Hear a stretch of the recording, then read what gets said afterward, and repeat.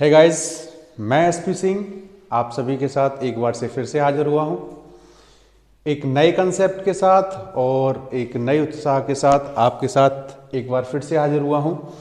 Guys, आज मैं आपको कुछ नए कंसेप्ट के साथ मिलाना चाहूँगा। वो नया कंसेप्ट क्या है उसके बारे में थोड़ा हम बाद में चर्चा करेंगे, लेकिन सबसे पहले अपन लोगों को ये जानना है कि हमने लास्ट क्लास में क्या क्या कर लिया था। लास्ट क्लास में हम कहाँ कहाँ पहुँच गए थे, मैं आपको थोड़ा वो रिवाइज करा देता हूँ। लास्ट क्लास में हमने 5 से गुणा करना सीख लिया। इसका जो कॉन्सेप्ट है वो मैंने आपको करा दिया है। नेक्स्ट 5 से भाग करना भी सीख लिया और इसका जो कॉन्सेप्ट है ये भी मैंने आपको करा दिया। मैंने आपको यहां तक भी करा दिया है कि जब इकाई का अंक यानी कि यूनिट डिजिट अगर 5 हो किसी नंबर का, तो इकाई अंक अगर 5 है यानी अंतिम अंक अगर 5 है उस संख्या का, तो उस संख्या का वर्ग किस प्रकार से किया जाता है। लास्ट क्लास में अपन लोग इसी के ऊपर चर्चा कर चुके थे। अब हमें नेक्स्ट क्लास में क्या क्या सीखना है उस चीज को अपन ने जाना है। देखें ध्यान से,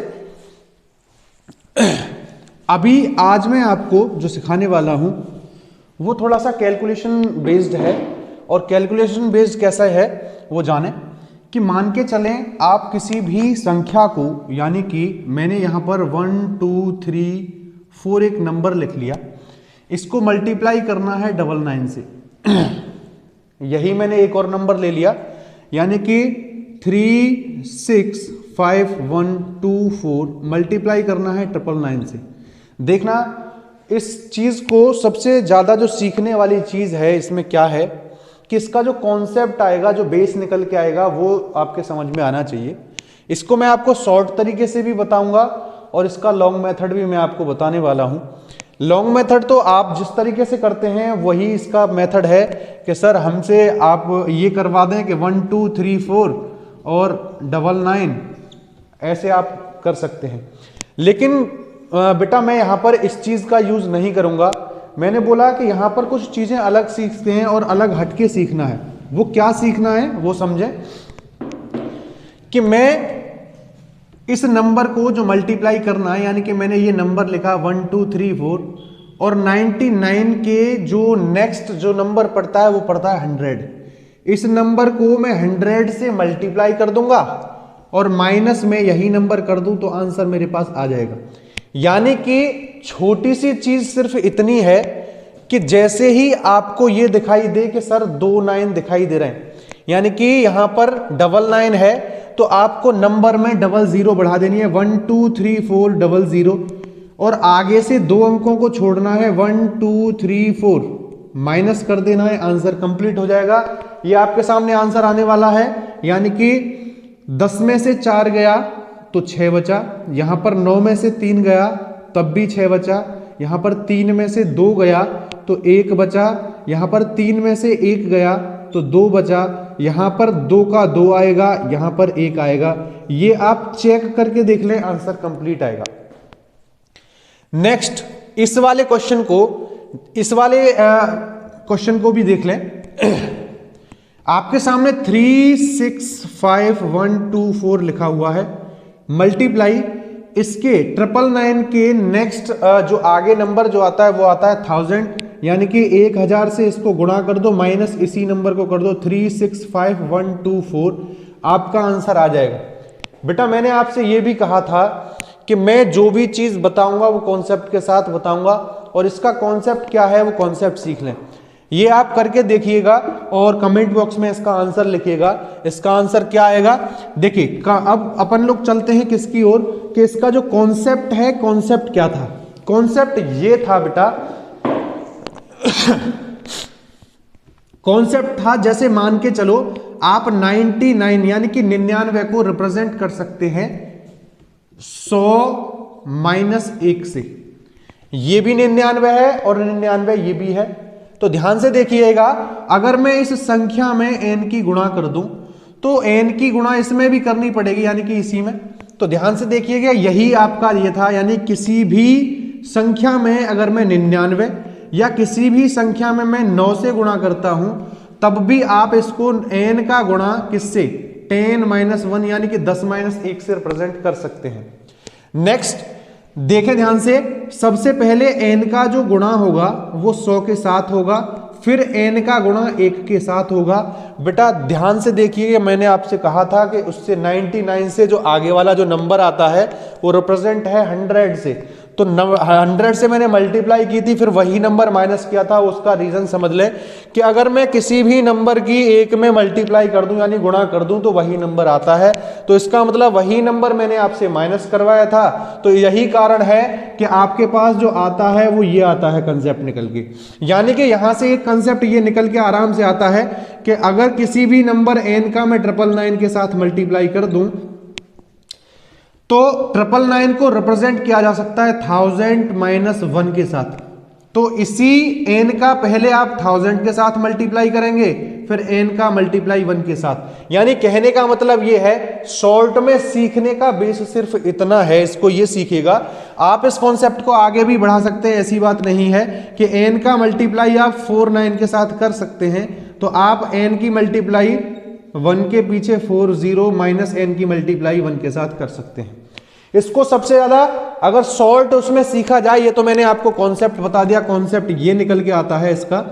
अब ध्यान से सुनिएगा, कॉन्सेप्ट जब ये निकल आया तो आपको सिर्फ क्या करना है, जैसे मान के चलें अभी अभी मैंने जो एग्जांपल बताया था वो 1 2 3 4 का मल्टीप्लाई किया था 99 के साथ। यहां पर आपको क्या देखना है कि यहां पर 9 काउंट कर लें, 9 कितनी टाइम्स आया है। यहां पे 9 जो आया है वो 2 टाइम्स आया, यानी कि 2 बार आया है।